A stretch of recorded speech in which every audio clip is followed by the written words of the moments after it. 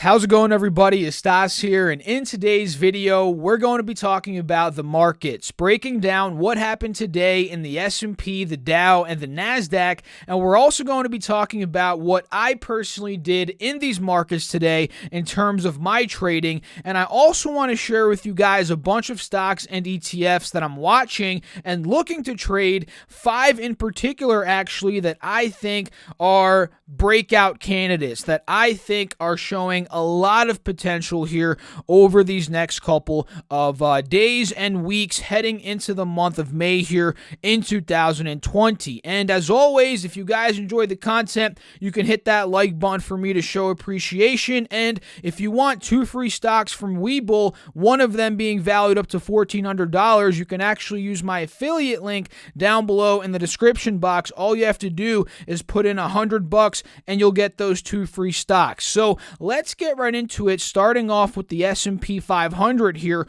which had a pretty great day today. Pretty solid day, up almost $40 on the day, $38.94 to be exact, up 1.39%. And judging on this hourly chart, we actually closed under a very critical level. We've been talking about 2,800, 2,900, and quite frankly, this whole area here between 2,760 to about 2,880 to about 2,900, it's been a funky area for the S&P. We've been trading within it, bouncing up and down, and quite honestly, over the past couple of weeks, 2 to 3 weeks here, we've been trading in a horizontal channel in the S&P. And you guys know, especially if you've been following the channel over the past couple of days, I'm not extremely bullish on the markets here. I still think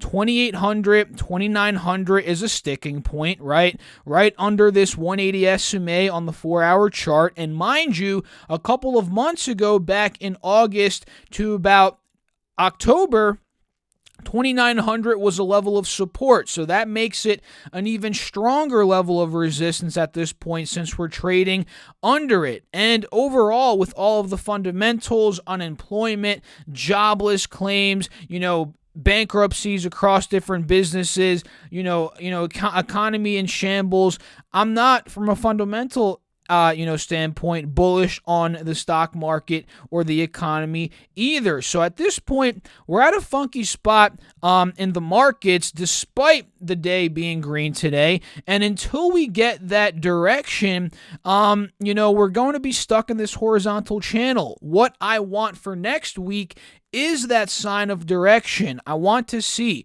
are we going to finally break above 2,900, which would bring us more bullish momentum, or are we going to break below 2,750, 2,730, which could bring a lot of bearish momentum? That could be a point where a lot of bears come into the market and drive us further down. Again, we're in this horizontal channel.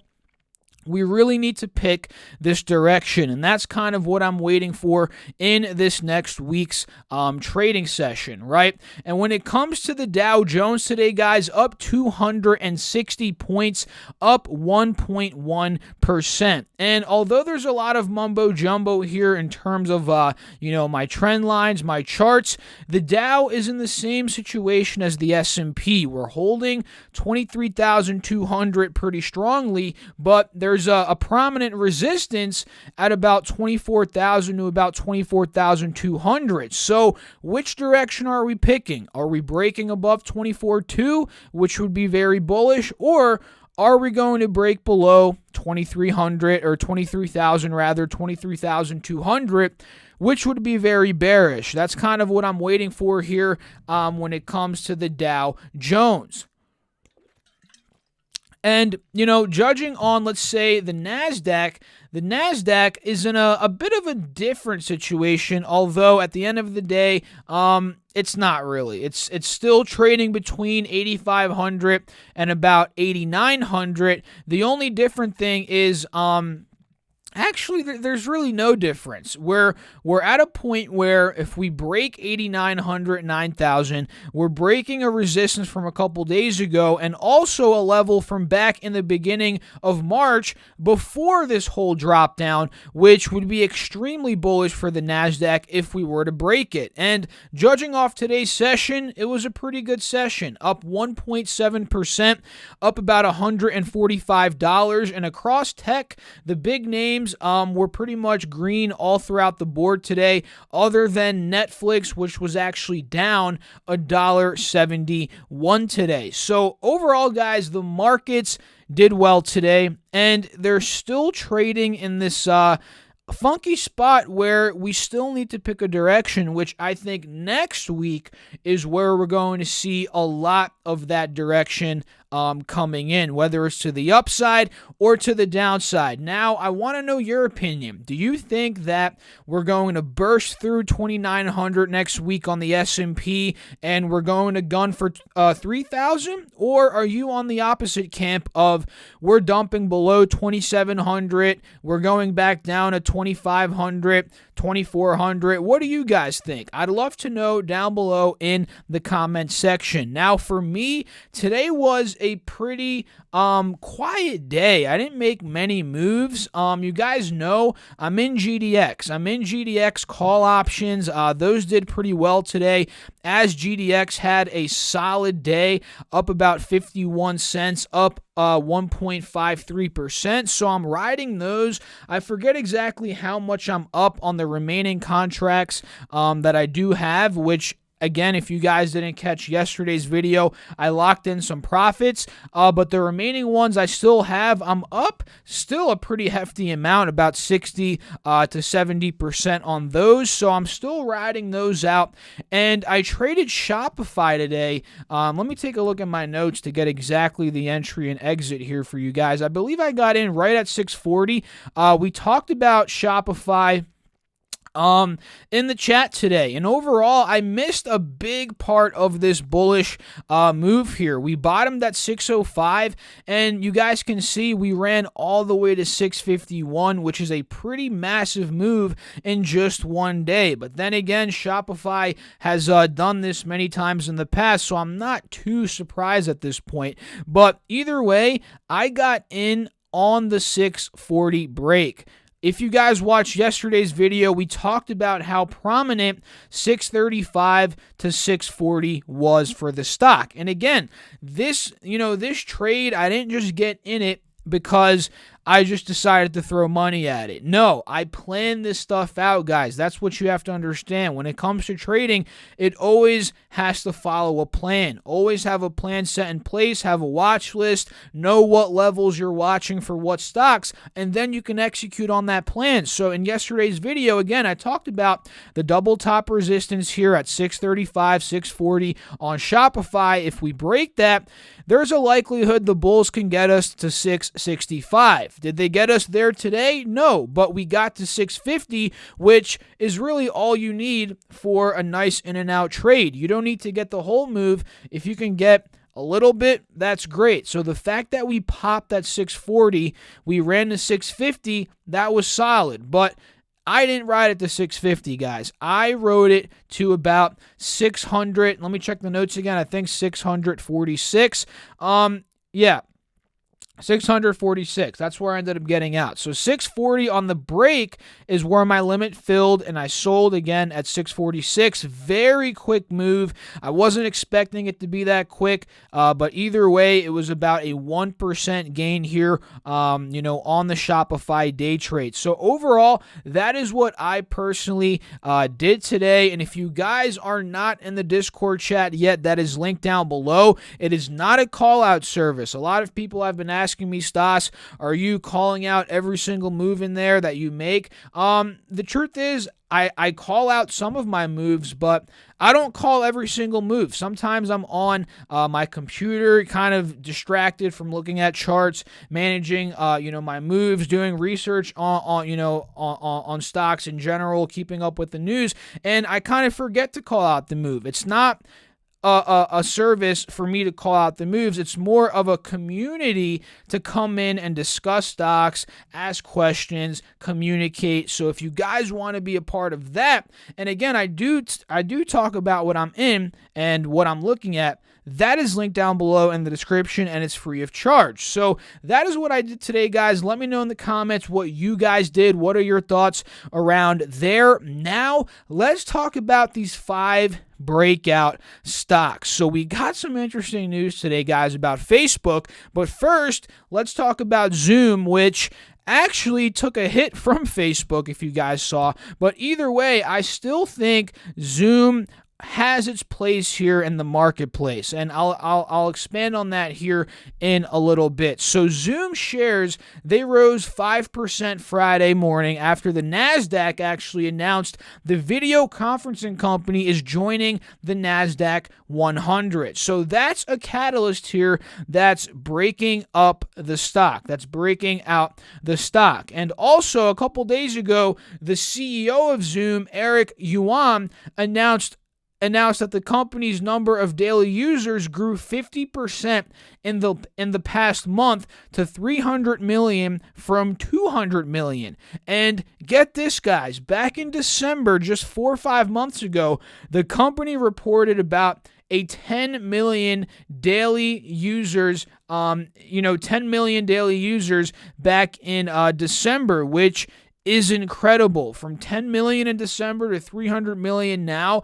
That's a, what is that, a 300x? No, that's 30x. That's 30x in the matter of a couple of months. That is absolutely crazy. So in the time period that we're in, and the shift that we are seeing to more online, right? To more online learning, that's not even part of it, but actually it is, because people do learn through Zoom, but online working, we're seeing this shift, which is why Zoom has been a popular play throughout this whole crisis, and it's honestly going to be here after the crisis, in my opinion, as more businesses are slowly shifting to this more online culture. And I've been saying this and have been thinking this for the past couple of years, and many people obviously know that is where people are moving nowadays. So Zoom could definitely be a breakout candidate. Again, we saw the massive pop to $180. Now we're getting a massive pull down here, which could be an overreaction to what we'll talk about here in a minute, and it could open up an opportunity, right? So keep an eye on this over these next couple of days. So why is Zoom dumping? Well, it's going to be because of Facebook, which is the second breakout stock that I'm watching here. Facebook came out today saying that they're launching a video service very similar to Zoom that's, at the end of the day, competing directly with Zoom. And that is why Zoom stock took a beating, down about, 6% we just saw today, down about $10 per share. And on the flip side, Facebook is up 2.7%, up about $5 on the day. So why is this good for Facebook, right? In the first place, Facebook already has a massive infrastructure of daily users. So there's not a barrier of entry, really, at least from my understanding here, for people to use the service. I even saw people said you don't even need a Facebook account to use the service. So the barrier of entry there to use this conferencing service is small, and a lot of people are already on Facebook. That's a very good thing, which is why obviously the stock is going up. But like many other companies, guys, which is why, going back to what I said earlier, I still think Zoom has potential, because there's a lot of potential for companies to compete and do well side by side. We see it all the time, right? People, or rather companies in competing industries, they both do very well together, although they're competing, obviously, right? This is not this is not going to be a monopoly. A lot of companies are going to come in and they're going to have their market share, their piece of the market share. At this point, Zoom's obviously ahead of the curve.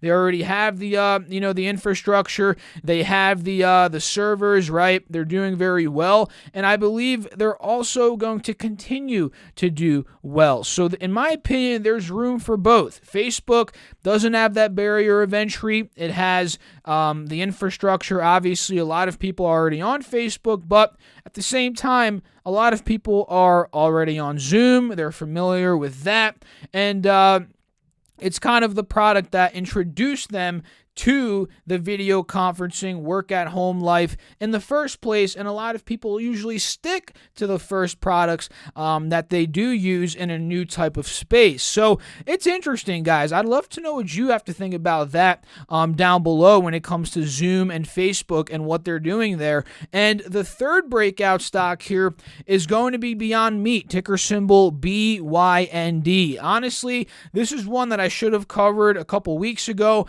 Haven't even looked at it, to be honest, myself, but it's heating up, guys, and it could have a lot more left in the tank now that we got news earlier this week that Starbucks will introduce three Beyond Meat items in China, and the new company, or rather the company, also announced a new $150 million revolving credit facility. I don't think it's running on that news, but more so the news on the three items being introduced in Starbucks in China. If Beyond Meat can somehow get a foot over there in China, get a piece of that market, it's going to be crazy. And another reason why I was reading online about Beyond Meat, what could be pushing the stock up here, this could be pure speculation, but it makes sense, is meat shortages. With everything going on right now, CV, global crisis, the supply chain being disrupted, there's meat shortages out there, right? So people aren't able to get a lot of meat, but the what's it called? The grass produced meat here, which Beyond produces, I'm assuming, it's not as difficult to produce. So this could be pushing the stock up. That could be another catalyst, but again, that is pure speculation at the end of the day. But either way, when we're looking at the stock, technically speaking, it's breaking above a huge spot, 106, 105, 106. If we're able to hold this heading into next week, and again, we have this positive catalyst, this momentum pushing us, although it's most likely priced in the stock fully at this point. We could end up making that move up to 125. Do I think we'll make it right away, straight up? Probably not. We might see some consolidation. Mind you, we do have an earnings report coming up on the 5th of this month, but I think it is a price that isn't too far away. It's not that crazy here for Beyond Meat, and I do think, again, there's a lot of potential for it in these coming weeks. And the fourth stock is Virgin Galactic, ticker symbol SPCE. This company also reports earnings here on the 5th of May. And this is a company that people have been asking me about, and if you guys notice, this is in a completely unique industry, right? It's in the space traveling business, right? Where humans are paying money to go travel in space. Literally, not many companies, if any, are doing this. Space is doing it. There's obviously some other players. Virgin Galactic's doing it. Obviously, other players are doing it as well. So it's going to be interesting. And the point that I'm trying to make here is, companies like this, their stocks, they don't actually, a lot of the time, they move independently when it comes to the market. We can see the market red, and then Virgin Galactic could be green one day, right? A lot of the time they move, if you guys know what I mean, detached from the market. And we've seen that before with Tesla, right? We've seen Tesla fly up when the markets have been red, and that's kind of how I view this stock here. And when we're breaking down some technicals here, SPCE did very well in today's session. And let me show you guys the daily chart here. We actually hit a bottom, it seems like, at 16 bucks. And mind you, that $16 quote-unquote bottom here is right on that trend that we talked about in yesterday's video. So we could be continuing here an uptrend, right? You see the higher low here on the trend at about 16 bucks and this 180 SMA support here at about 16 bucks. We could be heading higher here. And what am I looking for kind of a giveaway sign that we're breaking out? We need to break out. I know there's a lot of mumbo jumbo here, but we need to break out of this downtrend right here. Once we pop out, let's say into the $18, $19 range, I think SPCE has a lot of upwards potential from there. So this out of the bunch, guys, could offer, honestly, at these prices, the most reward. But mind you, again, it's very risky. A lot of these stocks are spec stocks, especially Virgin Galactic. And again, it is reporting earnings, so be mindful, as earnings will most likely fluctuate this company's stock very heavily. And the last fifth breakout stock here is going to be Netflix. And out of all the bunch, guys, Netflix, I'd say, has not the most potential. I'd put it somewhere in the middle, right? It does here, especially technically speaking, as we have been consolidating on 420 for a couple of days here. And why is 420 a major level? Well, a couple years ago, back in July, about 2 years ago, back in June, July of 2018, we actually peaked at 420. That was the all-time high before Netflix saw a pretty hefty correction. And the fact that we're holding it as a new support, that gives me confidence that either Netflix wants to consolidate a bit more or it wants to make the push upwards. So that's kind of what I'm waiting for. We've seen it do it yesterday. It rallied from 420 up to 440. It tried to this morning, failed. We tried to at the end of the market again. It failed. But ultimately, 420, I think we could pop to 450, 440, maybe even 460, 470. And that's kind of what I'm waiting for here. But if 420 breaks, that's going to change the story up. That's going to be completely, we might short it there. That's going to completely change the strategy. But either way, those are 5 stocks at this point that I really see a lot of potential in. And to throw in some bonus ones, I obviously see a lot of potential in these gold stocks. Otherwise, I wouldn't be in the call options, right? I see a lot of potential in GDX, which is an ETF that tracks gold miner stocks. Some of these stocks are gold, ticker symbol GOLD, which is Barrick Gold, Newmont, which is ticker symbol NEM, FNV, which is Franco-Nevada. I'm bullish a lot of these gold stocks due to the monetary policy that we're experiencing right now, due to the quantitative easing, all of this, money being printed, which at the end of the day is hurting the U.S. dollar. And what happens when the U.S. dollar gets hurt? Well, a lot of people flood into gold, and when the price of gold goes up, what happens? Well, the miners companies, they become a lot more profitable. And mind you, the price of oil right now is at record lows. The price of oil is very low. And what do these miners companies, what do these companies use for their mines? They use oil. That's the energy that fuels it. So this, in my opinion, is a unique investment right now. It's a pretty good opportunity. And I really am considering adding more money into GDX, adding some shares. Who knows? We'll see, because I'm long options, but I'm not long shares right now. We'll end up seeing what happens next week.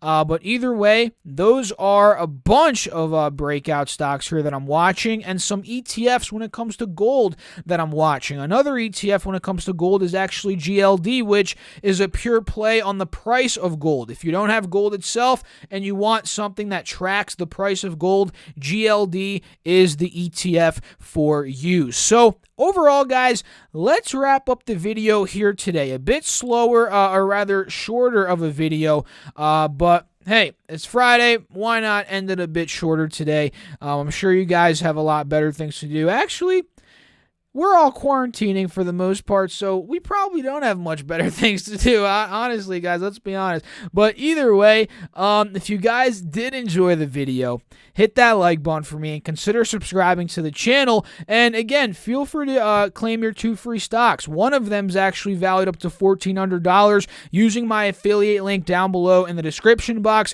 And all you have to do to claim the 2 free stocks is put in $100. And again, that does help support me and support the channel, and I do appreciate you guys a lot for using that link. So I'll catch you all in the next video. Stay safe out there, guys. As always, let's beat this thing. Let's get past it. Let's get back to normal, and let's keep on fighting, guys. I'll catch you all in the next video. Thanks again for watching. As always, peace out.